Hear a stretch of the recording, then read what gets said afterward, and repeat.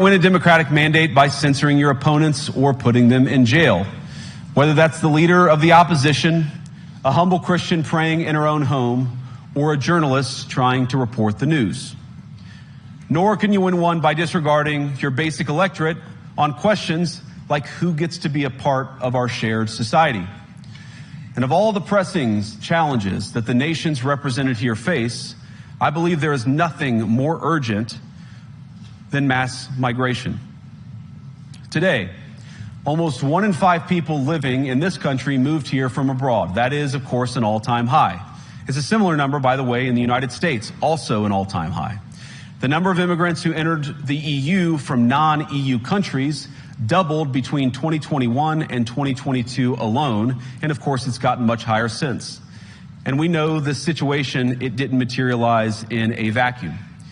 It's the result of a series of conscious decisions made by politicians all over the continent and others across the world over the span of a decade. We saw the horrors wrought by these decisions yesterday in this very city. And of course, I can't bring it up again without thinking about the terrible victims who had a beautiful winter day in Munich ruined.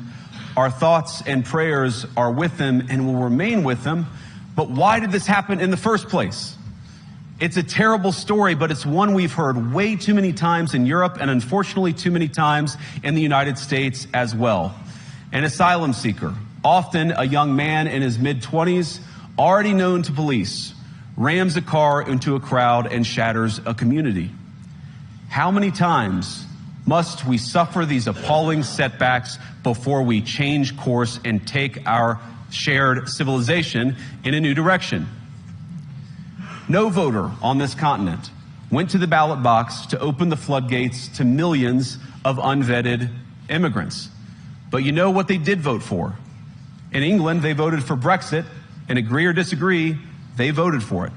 And more all over Europe, they're voting for political leaders who promise to put an end to out-of-control migration. Now, I happen to agree with a lot of these concerns, but you don't have to agree with me. I just think that people care about their homes, they care about their dreams, they care about their safety and their capacity to provide for themselves and their children.